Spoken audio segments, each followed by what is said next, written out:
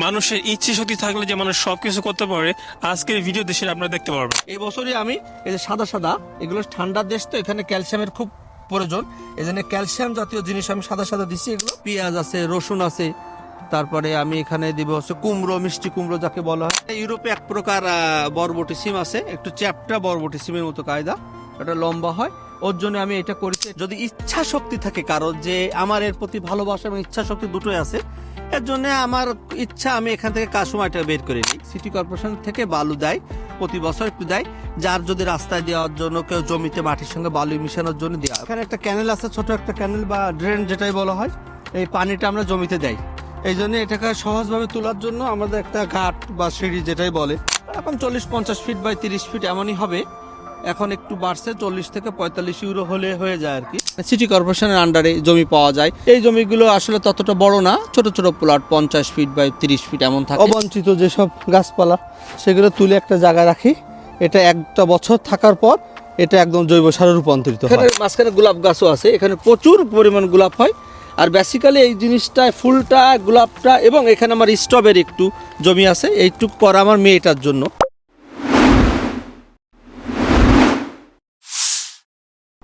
গত বছর আগের বছরে ওনার এই জমিতে আমি একটা ভিডিও করছিলাম, আপনারা এখন দেখতে পাচ্ছেন ভিডিওটা। জমিতে লাউ লাগাইছে, এটা দেশি জাত, একটা লাউ হয়েছে আর কি। শালগম বা ওলকপি, তোমার এই যে বরবটি সিম।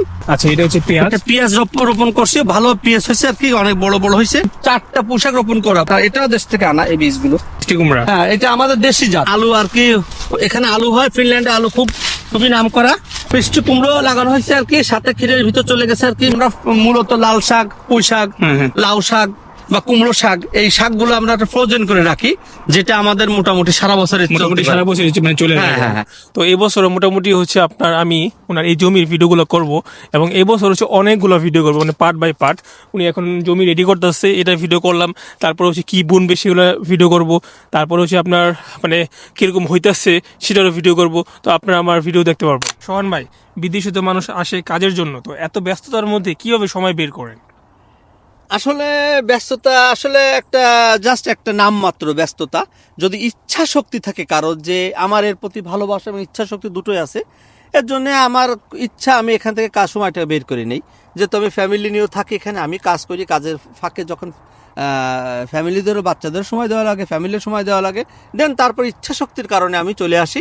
আমি এখানে প্রতিদিন এই সামার টাইমে 2 ঘন্টা বা 2.5 ঘন্টা, কখনো 1 ঘন্টা, আর যে 2 দিন আমার ছুটি থাকে বা একদিন ছুটি থাকে, তখন একটু বেশি কাজ করে আমি এটা পুষায় ফেলি। এই যে এটা সম্পূর্ণ ইচ্ছার উপর নির্ভর করে আর কি। সোহান ভাই, এগুলো দিয়ে কি করতেছেন? ফিনল্যান্ডে আসলে এখানে রাসায়নিক সার পাওয়া যায় না, এরা মূলত বেসিক্যালি জৈব জিনিসই ব্যবহার করে। এই জন্যই আমরা ঘাস, তারপরে অবঞ্চিত যেসব গাছপালা সেগুলো তুলে একটা জায়গায় রাখি। এটা একটা বছর থাকার পর এটা একদম জৈব সারে রূপান্তরিত হয়, তখনই আমরা এটা জমিতে ব্যবহার করি।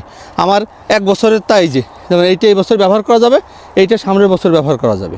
সোহান ভাই, আপনার এই জমিতে এই বছর কি কি প্ল্যান করতেছেন, মানে কি কি এখানে বুনবেন? আসলে প্রতি বছরের ন্যায় আমি মূলত প্রায়োরিটি দিক থেকে দিয়ে আসছে, দেশে যেসব সবজি আমরা আসলে পাই খুবই কম পাওয়া যায়, অন্য দেশ থেকে আসে। তার মধ্যে আছে পুঁই শাক, লাল শাক, তোমার ডাঁটা শাক, তারপরে কিছু বরবটি সিম, এগুলো এই জিনিসগুলো দেবো। তারপরে এখানে ফিনল্যান্ডের কিছু জাত আছে, যেমন মটরশুঁটি, তারপর যেখানে তারপরে পেঁয়াজ আছে, রসুন আছে। তারপরে আমি এখানে দিব হচ্ছে কুমড়ো, মিষ্টি কুমড়ো যাকে বলা হয়, আর লাউ, বিশেষ করে লাউটাও আমি দিব আর কি। লাউর জন্য প্রসেসিং চলতেছে, অলরেডি ঘরের ভিতর চারা বপন করা হয়ে গেছে, আমার চারা কিছু গজায়ও গেছে আর কি। তারপরে আলু লাগাবো এখানে।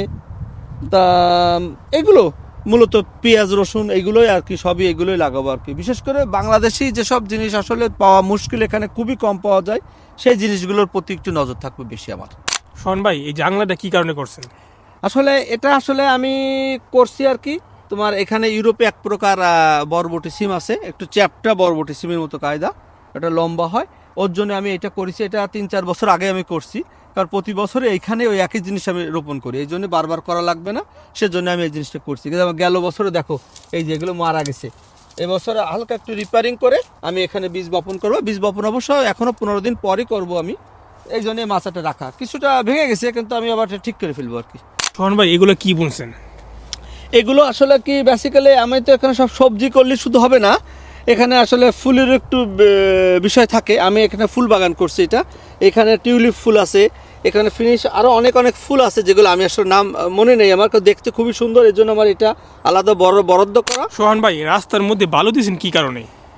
আসলে এই জমির আমাদের জমির মাঝখানে চলাচল করার জন্য একটা রাস্তার মতো রাখা, যেটা আমাদের চলাচল করতে এক প্লট থেকে আরেক প্লটে যেতে সহজ হয়। তাই বালি দিছে, এই কারণে আমরা এখানে বালি এই সিটি কর্পোরেশন থেকে বালু দেয়, প্রতি বছর একটু দেয়, যার যদি রাস্তায় দেওয়ার জন্য কেউ জমিতে মাটির সঙ্গে বালু মিশানোর জন্য দেওয়া হয়। বালি দিয়ে হলে হয় কি এখানে কাদাও হয় না আর ঘাসও খুবই কম জন্মায় আর কি, এই জন্য আমার মূলত বেসিক্যালি বালু দেওয়া এখানে। সোহান ভাই এই যে বক্সগুলো করছেন, এখানে অনেকগুলো বক্স আছে দেখতে পাচ্ছি, তো এই বক্সগুলো করার কারণ কি? আসলে এই বক্সগুলো করার কারণ একটাই, এটা আসলে কি যত ছোট ছোট করে ভাগ করা যায় ততটা জমি যত্ন করা যায়, জমিতে পরিচর্যা করার জন্য সহজ হয়, এই জন্য এই বক্সগুলো করা মূলত, এই জন্য এই বক্সগুলো আমার করা। তবে এই বক্সগুলো আসলে ক্রমান্বয়ে করে একবারে তো সব সম্ভব না। আমি দীর্ঘ এখানে 8 বছর ধরে আমি এগুলো করি, ক্রমান্বয়ে কোনো বছর 2টা, কোনো বছর 4টে, এইভাবে করছি। আর বক্সগুলো করার কারণে, ছোট ছোট করার কারণে আমার অনেক প্রকার জিনিস লাগাইতেও পারি, আমার জন্য সুবিধা হয়। সো ভিউয়ার্স আজকের এই ভিডিওটা এই পর্যন্ত। যদি ভিডিওটা ভালো লাগে থাকে অবশ্যই আমার চ্যানেলটি সাবস্ক্রাইব করবেন। তো সোহান ভাই কিছু লাস্ট কিছু বলার আছে?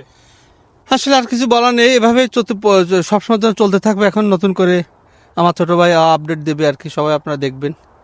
আচ্ছা এইটা হচ্ছে আমি পার্ট বাই পার্ট আপনাদের দেখাবো একদম কি একদম শুরু থেকে শেষ পর্যন্ত। জাস্ট হচ্ছে এটা টেইলার মানে শুরু হলো। সবাইকে আসসালামু আলাইকুম। সবাইকে ধন্যবাদ এবং আসসালামু আলাইকুম।